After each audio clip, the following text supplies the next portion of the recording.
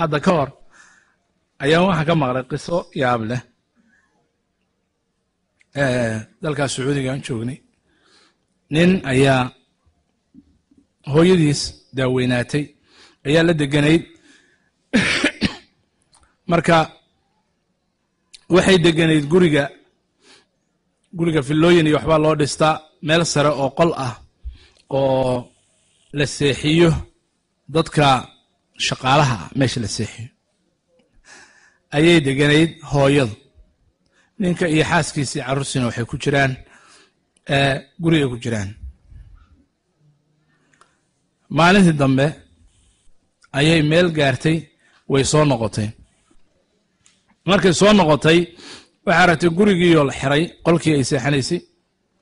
iyo wiilkeeda xaaskiisiioo meesha taagan oo leh qolka waan u baahannahayoo gabadha shaqaalaha baa noo seexanaysa markaasay ku tiri oo anigu xaggaan aadaya xaggaan seexanaya wallahi meeshaad aadayso adaa yaqaan ninkiina waa daba taagan yahayoo xaaskiisa gadaasheed u taagan yahay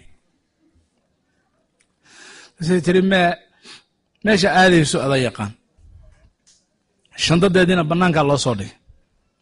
shandadeedii bay qaadatay xaggey aadi wakhtigaas reer deriskoodaa bay u tagtay oo albaabka ku garaacday reerkii baa soo dhoweeyey maxaa dhacay saacaddan ku socodsiiyey oo magacaawa aan idinla baryayaa bay tiri oo waa kaas gabadheedii bay teleefon u dirtay gabadhii baa waxay ku tiri ay tiri maandha ii kaalay oo iga kaxay meeshan gabadhii waxay ku tiri hooy kuma imaan karo oo ninkaygu maalintii dhoweydo aad labada maalmood nala joogtay ayuuba maaragtay qaati bilaahiya taagnaa hadda inaan kuu imaado ku soo qaado ma ii suurtoobi karto sidii bay kaga tagtay iyaduna oo iyadii meel cidlaa bay ku soo dhacday dadkii marka deriska ahaa iyo dadkii meesha joogay baa dad wanaagsani ku jireen oo qol inta u ijaareen qol dejiyey waxaa saa lagu samaynaya waa hooyo nin kalena wuxuu sheegay nin kale hooyadiis xaaskiisii baa ku taagnaatay weligiinna waad ogtihiinoo waxaa u dhexeeya isqaniin baa u dhexeeya hooyada iyo xaaska haddaan ilaahay u naxariisa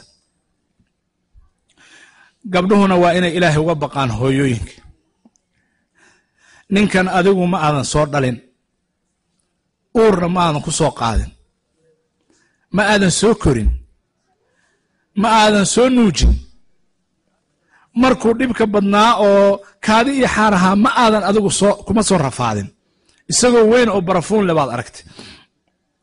hooyadiis marka waa inaad ilaahay uga baqdaa oo ilaahay uga cabsataa oo aadan ku dirin oo aadan ka goyn maxaa yeelay haddaa adigu saas samayso gabaryaha adigana carruurtaada saa kugu samaynaysa hadaad ninkan hooyadiis iyo aabbiis ka goyso adigana carruurtaada kaa goynaysa gabadhaas waxay samaysay marka waxay tiri hooyadaa baa isixirtay hooyadaa baa maaragtay waxaas iyo waxaas nagu samaysay hooyadiis bay ku taagnaatay islaantiina waxay leedahay war waxaas anigu maanan samayn nin sheekhoo marka imaam masjiday u yimaadeen oo wuxuu yidhi waxaa ii yimi ninkii iyo walaalkiisoo ka weyn waxay leeyihiin na kala xukun marka islaantiina waa calacalaysaayo duqdii maamadu waxay leedahay war anigu waxaa maanan samayn maanan ku sixrin gabadhii waxay tiri yani wiilka xaaskiisii meel aan kacbada ahayn oo dhaartaada aan ku aqbalaya ma jirto kacbadana gey ha ku dhaarato halkaa hadday ku dhaarato halkaasna kaga haray meeshii baa la tegey kacbadii baa la tegey hooyo oo haddana dulman bal ka waran adig waxay noqotay marka meeshii markay ku dhaaratay inay ilaahay u tadarrucdo dulmiga ay ku samaynayaan wiilkeeda iyo xaaskiisa wuxuu leeyahay wiilkii weynaa oo hooyadiis isagu kaxeeyey oo soo celiyey markaanu kacbadii ka soo noqonnay oo aan maamadiina meel aniga soo qaaday gaari soo saaray ninkii iyo walaalkay iyo xaaskiisiina gaari kale ay fuuleen magaaladii kale markaanu nimo soo noqonnay waxaan maqalnay intay jidka soo socdeen in gaarigii la gadoomay meesha ay ku dhinteen waa wiilkii iyo xaaskiisii waa inaad aad uga cabsataa ducada waalidiinta ducadoodu waa mustajaab xagga khayrka iyo xagga sharta labadaba waa inaad marka ka digtoonataa xagga sharta